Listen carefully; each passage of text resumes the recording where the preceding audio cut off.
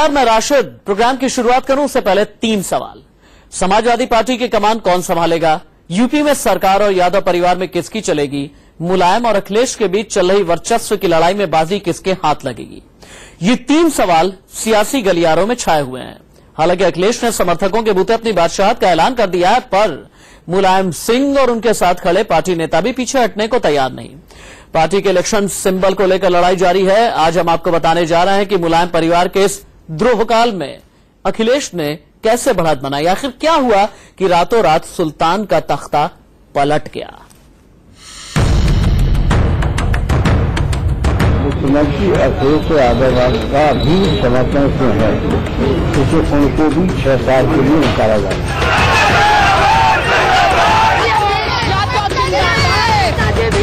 अखिलेश यादव और श्री राम गोपाल जी को तत्काल प्रभाव से अभी बहाल किया जाता है।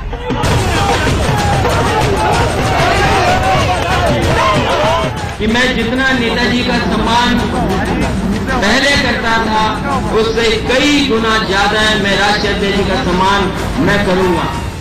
मुलायम परिवार के महाभारत में किसका माइंड गेम?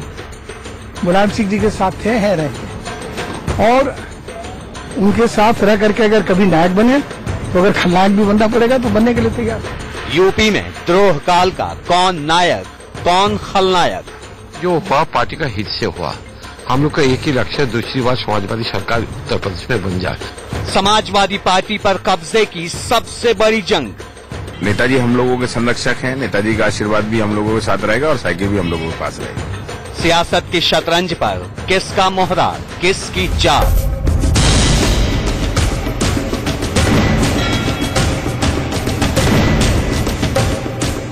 कहते हैं सियासत और शतरंज में कब किसकी चाल बदल जाए, कब कौन सा मोहरा बदल जाए, कोई नहीं जानता। देश के सबसे बड़े राजनीतिक परिवार में भी महज 5 दिन में वर्चस्व की महाभारत का अंजाम तय हो गया।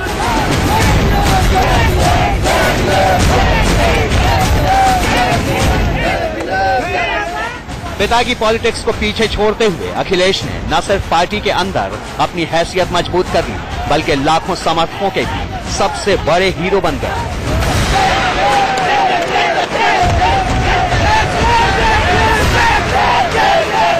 समाजवादी पार्टी में हुए इस घमासान का सबसे ज्यादा नुकसान अगर किसी को हुआ है तो वो है शिवपाल यादव। अब तक शिवपाल यादव को यह माना जाता था कि उनके पास काफी संख्या में विधायकों का समर्थन है और पार्टी में उनकी जबरदस्त पकड़ है और वो जमीनी नेता है। लेकिन अखिलेश यादव ने जिस तरह से विधायकों को अपने खेमे में किया, उससे शिवपाल यादव को उनकी हैसियत दिखा दी। ऐसे में शिवपाल यादव अपने सियासी करियर की सबसे बड़ी चुनौती से इस वक्त जूझ रहे हैं कि आखिरकार वो अब करें तो क्या करें। पार्टी से निकाले जाने के बाद हमदर्दी की लहर पर सवार अखिलेश ने राष्ट्रीय अधिवेशन के जरिए न सिर्फ जबरदस्त वापसी की, बल्कि अपने तमाम विरोधियों को भी चित कर दिया। अखिलेश और उनके सिपहसालारों ने ऐसा दांव चला कि सालों से मुलायम के करीबी रहे बड़े बड़े नेता भी एक झटके में उनके पाले में आ गए। जबकि शिवपाल यादव और अमर सिंह के साथ होने के बावजूद मुलायम पार्टी और संगठन में अलग अलग पड़ गए। आखिर परिवार से लेकर पार्टी तक कैसे पलट गया पासा? मुलायम सिंह यादव के सबसे करीबी लोगों ने आखिर रातों रात पाला कैसे बदल लिया। चाहे बलराम यादव हो, चाहे रेवती रमन सिंह हो, चाहे नरेश अग्रवाल हो, चाहे अवधेश प्रसाद हो, इन लोगों का स्वार्थ यह है कि इनके बेटे भी राजनीति करते हैं और इनके लिए इनके बेटों की राजनीति ज्यादा महत्वपूर्ण है। इसमें उत्तर प्रदेश में जो बयार बह रही है वो अखिलेश यादव के पक्ष में दिखाई पड़ रहा था और शायद यही कारण था कि अगर इनको बेटों को राजनीति करनी है तो उनको अखिलेश का साथ देना होगा। और शायद यही कारण था कि इन चारों लोगों ने पाला बदलकर अखिलेश का साथ देने का फैसला किया। मुलायम परिवार के द्रोह काल का एक एक सच आज हम आपके सामने ला रहे हैं। आज हम आपको बताने जा रहे हैं कि मुलायम परिवार से जुड़े लोगों की निष्ठा रातों रात कैसे बदल गई। मुलायम के सबसे भरोसेमंद नेता भी अखिलेश के खेमे में कैसे पहुंच गए। आखिर किसने लिखी इस महाभारत की मास्टर स्क्रिप्ट? इस द्रोह काल की पूरी कहानी मुलायम सिंह और उनके बेटे अखिलेश यादव के इर्द गिर्द घूमती है। इस लड़ाई में मुलायम के साथ रहे उनके भाई शिवपाल यादव और अमर सिंह, जबकि अखिलेश को चाचा राम गोपाल और नरेश अग्रवाल का मजबूत साथ मिला। कहा जा रहा है कि नरेश अग्रवाल ने ही पार्टी के राष्ट्रीय उपाध्यक्ष किरणमय नंदा को अखिलेश के खेमे में लाने में सबसे बड़ी भूमिका निभाई। उन्होंने अपने बेटे नितिन अग्रवाल को नंदा से मिलने भेजा ताकि पार्टी के राष्ट्रीय अधिवेशन में शामिल होने के लिए उन्हें राजी किया जा सके। क्योंकि हमारे बड़े भाई हैं, निरंतर राज्यसभा में हमारी रोज उनसे चर्चा होती थी। अमर सिंह जी और शिवपाल जी के रोल पे भी रोज चर्चा होती थी। नंदा जी भी उसको पसंद नहीं करते थे। हम दोनों ने निश्चय किया था नेताजी को समझाएंगे। हम लोग गए भी कई बार नेताजी के पास, दोनों लोग गए, लेकिन नेताजी अमर सिंह के खिलाफ सुनने को तैयार नहीं थे। तो परिस्थितियां बदलती गई। नंदा जी से हमने कहा हम लोग एक साथ रहेंगे, नंदा जी का एक साथ रहेंगे। तो कल जुड़वाने की जरूरत क्यों पड़ी नंदा जी को? जुड़वाने नंदा जी परसों आ गए थे, आते उन्होंने हमको सूचित कर दिया तो मैं लखनऊ आ गया हूँ। अपने घर ही पे थे, मैंने नितिन को भेजा। नंदा जी बैठ के उनके साथ मुख्यमंत्री के चले गए, हम भी मुख्यमंत्री जी के पहुंच गए। तो कोई ऐसा नहीं, कोई नंदा जी को असमझ की स्थिति में थे। नंदा जी मन बनाए हुए थे, वो मुख्यमंत्री जी के साथ पहले से भी थे और आज मुख्यमंत्री। दरअसल मुलायम सिंह यादव के राष्ट्रीय अध्यक्ष होते हुए पार्टी का अधिवेशन बुलाने के लिए उपाध्यक्ष की मंजूरी जरूरी थी।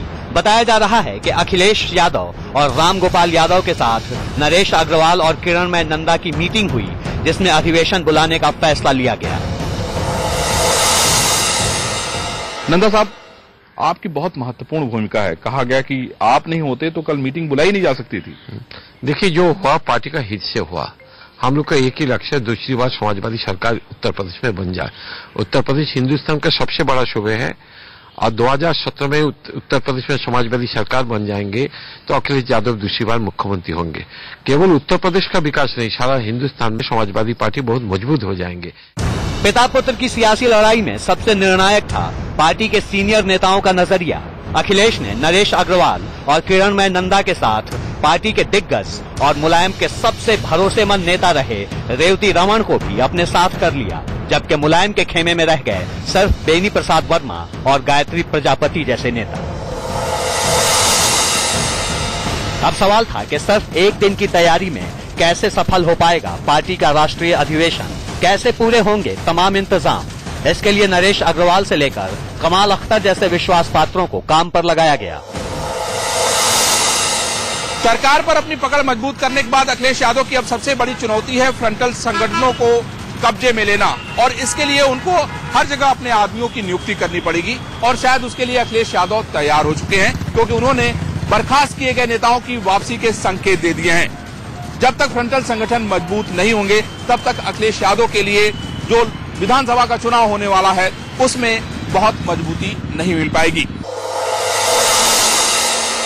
कमाल अख्तर साहब, बड़ी इंपॉर्टेंट था एक दिन में इतनी बड़ी तैयारी होना। कैसे कैसे क्या क्या काम किया आप लोगों ने? किसका इंतजाम किया? बस का किया, आदमी का किया, कैसे कैसे किया? देखिए, कोई इंतजाम नहीं, सिर्फ अखिलेश जी का एक आदेश हुआ और जो जहां समाजवादी पार्टी का कार्यकर्ता जैसे था वो वैसे पहुंचा। न कोई बस का इंतजाम, न किसी चीज का इंतजाम, न कोई चीज का इंतजाम, क्योंकि आज पूरे उत्तर प्रदेश की जनभावनाएं अखिलेश जी के साथ है। आम जनता, आम समाजवादी पार्टी के जितने भी नेता कार्यकर्ता हैं, सब में ये बिल्कुल दिमाग में तय है कि अखिलेश उत्तर प्रदेश का भविष्य है और सब अखिलेश को चाहते थे देखना कि वो आगे बढ़े।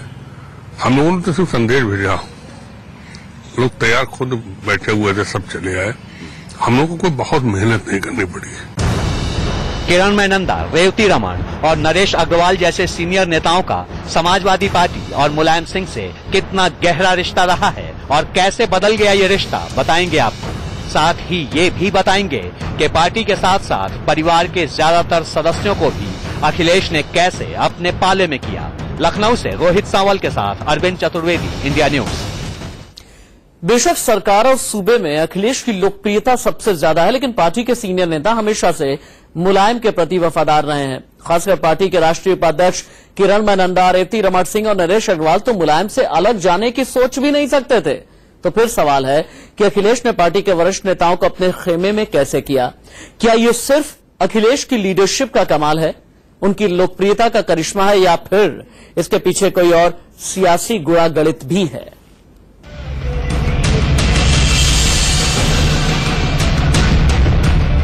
समाजवादी पार्टी के यही वो तीन बड़े चेहरे हैं जिन्होंने पार्टी और सरकार में मुलायम के खिलाफ अखिलेश के हाथ मजबूत किए। ये तीनों ही नेता मुलायम सिंह के बेहद करीबी माने जाते हैं, पर फैसले की घड़ी में इन्होंने मुलायम का साथ छोड़ दिया।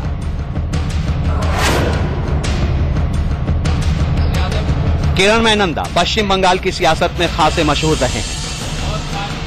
किरणमय 1977 से 2011 तक पश्चिम बंगाल विधानसभा में विधायक रहे। उन्होंने लगातार 7 बार विधायक का चुनाव जीता। साल 2012 में वो राज्यसभा से सांसद चुने गए। अब सवाल उठता है कि किरणमय नंदा ने पिता पुत्र की लड़ाई में अखिलेश का साथ क्यों दिया। आपको बता दें कि किरणमय नंदा अमर सिंह की समाजवादी पार्टी में वापसी से खासे नाराज थे और वो ये नाराजगी कई बार मुलायम सिंह यादव से भी जता चुके थे, लेकिन इसका मुलायम सिंह पर कोई असर नहीं पड़ा। यही वो पेज था जहां पर अखिलेश यादव को संभावना दिखी कि किरणमय नंदा को वो अपने पाले में कर सकते हैं। इस पूरे बात की जिम्मेदारी नरेश अग्रवाल को दी गई, जो कि राज्यसभा सांसद हैं समाजवादी पार्टी के। नरेश अग्रवाल अपने बेटे नितिन अग्रवाल को किरणमय नंदा के पास भेजते हैं और किरणमय नंदा को लेकर नितिन अग्रवाल अखिलेश यादव से मिलते हैं, जहां पर अखिलेश यादव किरणमय नंदा से बातचीत करते हैं और उन्हें सब अपने पाले में कर लेते हैं। और उसके बाद किरणमय नंदा की अध्यक्षता में पार्टी का अधिवेशन होता है, जिस अधिवेशन में तमाम प्रस्ताव पारित होते हैं और अखिलेश यादव को समाजवादी पार्टी का राष्ट्रीय अध्यक्ष घोषित कर दिया जाता है। किरणमय नंदा की तरह ही रेवती रमन सिंह भी मुलायम और पार्टी के बेहद भरोसेमंद माने जाते रहे हैं। रेवती रमन सिंह समाजवादी पार्टी के संस्थापक सदस्य हैं। वो इलाहाबाद से लोकसभा के सांसद चुने जाते रहे हैं। मुरली मनोहर जोशी जैसे नेता को भी चुनाव में हरा चुके हैं। रेवती रमन सिंह समाजवादी पार्टी के फाउंडर मेंबर्स में से एक हैं। लोगों के विरोध के बाद भी मुलायम सिंह यादव उनको राज्यसभा भेजते रहे। रेवती रमन सिंह का ये स्वार्थ था कि उनका बेटा भी राजनीति करता है और उत्तर प्रदेश में रेवती रमन सिंह को लगा कि शायद मुख्यमंत्री के चेहरे के आगे सारे चेहरे बेकार हैं और शायद यही कारण था कि रेवती रमन सिंह ने रातों रात पाला बदल लिया। जहां तक नरेश अग्रवाल की बात है तो वो भी मुलायम के विश्वसनीय नेताओं में से एक हैं। नरेश अग्रवाल 1980 में यूपी विधानसभा के लिए चुने गए। फिर 1989 से 2008 तक विधानसभा के सदस्य रहे। 2010 में वो राज्यसभा के सांसद चुने गए। बहुजन समाज पार्टी से समाजवादी पार्टी में नरेश अग्रवाल को लाने का श्रेय मुलायम सिंह यादव को जाता है। मुलायम सिंह यादव ने नरेश अग्रवाल को समाजवादी पार्टी में लाने के बाद उनको राज्यसभा भेजने का काम किया, लेकिन मुलायम सिंह की अमर सिंह के साथ नजदीकियां नरेश अग्रवाल को हमेशा खटकती थी, क्योंकि नरेश अग्रवाल की बातों के बजाय मुलायम सिंह यादव अमर सिंह को तरजीह देते थे। दूसरी महत्वपूर्ण बात यह है कि नितिन अग्रवाल अखिलेश यादव के बेहद करीबी थे और शायद यही कारण था कि नरेश अग्रवाल ने भी धीरे धीरे अपना मन बदल लिया और वो अखिलेश के करीबी होते गए। अब सवाल उठता है कि जिन्होंने सालों साल मुलायम सिंह के साथ समाजवाद की सियासत की, वो फैसले की घड़ी में अखिलेश के साथ क्यों खड़े हो गए। राजनीति के जानकारों की माने तो इसके पीछे भविष्य की सियासत की सोच है। पूरा परिवार देख रहा है और युवा जो उनका क्लाइंटेल था वो देख रहा है कि अखिलेश में ही पार्टी का भविष्य है और उनका भविष्य भी उसी से जुड़ा हुआ है। यही वजह है कि आप देखें लोकसभा के लगभग सारे सदस्य अखिलेश के साथ, उनके परिवार के जितने भी लोग हैं सभी साथ में हैं। राज्यसभा में भी लगभग आधे से ज्यादा अखिलेश के साथ है। जो राज्यसभा में समाजवादी पार्टी के 2-3 को छोड़ दीजिए जो हाल में लिए गए हैं, उसके अलावा सभी हैं। तो सीधी सी बात है, मुलायम अकेले हैं और अखिलेश में ही भविष्य लोगों को दिखाई दे रहा है। दरअसल पिता पुत्र के सियासी घमासान में कार्यकर्ताओं और समर्थकों का झुकाव अखिलेश की ओर देखते हुए ही ज्यादातर समाजवादी नेताओं ने मुलायम से किनारा कर दिया। इसकी एक वजह यह भी रही कि अखिलेश के खेमे में आए ज्यादातर सीनियर नेताओं को अपने परिवार की सियासत भी मजबूत करनी थी।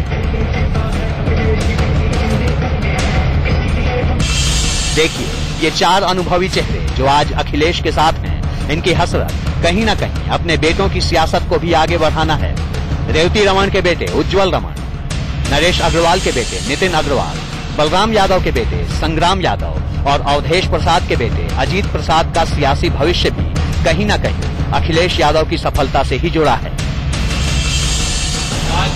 जाहिर है, समाजवाद की सियासत का दावा करने वाले नेताओं को अपनी विरासत की सियासत भी संभालनी है, जिसे आगे बढ़ाने के लिए अखिलेश से बेहतर यूथ चेहरा और कौन हो सकता था।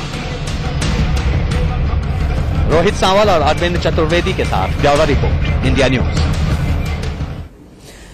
चर्चा शिवपाल सिंह यादव और अमर सिंह को मात देने के लिए अखिलेश यादव ने पार्टी और सरकार के अंदर अपनी ताकत बढ़ाई, कार्यकर्ताओं और समर्थकों का भरोसा भी जीता, यूथ लीडर्स के साथ सीनियर नेताओं को भी अपने पाले में किया। लेकिन इन सबके बीच अखिलेश यादव के सामने सबसे बड़ी चुनौती मुलायम परिवार का समर्थन हासिल करना था।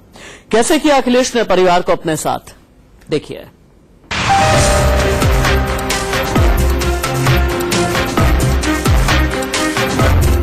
ये देश के सबसे बड़े राजनीतिक परिवार का खाका है। इसमें मुलायम सिंह, उनके भाई शिवपाल सिंह और रामगोपाल यादव समेत परिवार के हर सदस्य का चेहरा है। मुलायम ने 2 शादियां की, मालती देवी और साधना से। मालती देवी के ही बेटे हैं अखिलेश, जबकि दूसरी पत्नी साधना से हुए मुलायम के बेटे प्रतीक। दूसरी ओर शिवपाल सिंह और सरला देवी की संतान है आदित्य यादव, जबकि रामगोपाल के बेटे हैं अक्षय यादव। पार्टी और सरकार पर अधिकार सिद्ध करने से पहले अखिलेश को अपने परिवार के सदस्यों को पाले में करना जरूरी था और इसके लिए हर मुमकिन जतन किया। फिलहाल परिवार में चाचा रामगोपाल अखिलेश के साथ मजबूती से खड़े हैं। सांसद पत्नी डिंपल यादव का पूरा साथ है। इसके अलावा भाई धर्मेंद्र यादव, तेज प्रताप, अक्षय यादव और अंशुल यादव भी अखिलेश के साथ हैं। मुलायम खेमे की बात करें तो उनके साथ भाई शिवपाल यादव, उनकी पत्नी सरला और उनका बेटा आदित्य यादव है।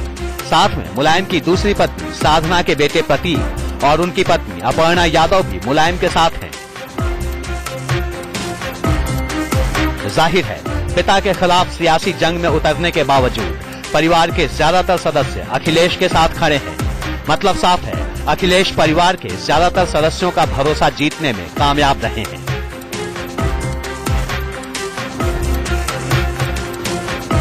कहने का मतलब यह है कि पार्टी पर अधिकार साबित करने से पहले अखिलेश ने परिवार के सदस्यों को समर्थन के लिए राजी किया। इस गणित में खुद मुखिया मुलायम पीछे रह गए, जबकि अखिलेश ने पार्टी के साथ साथ परिवार के अंदर भी अपनी हैसियत और मजबूत कर दी।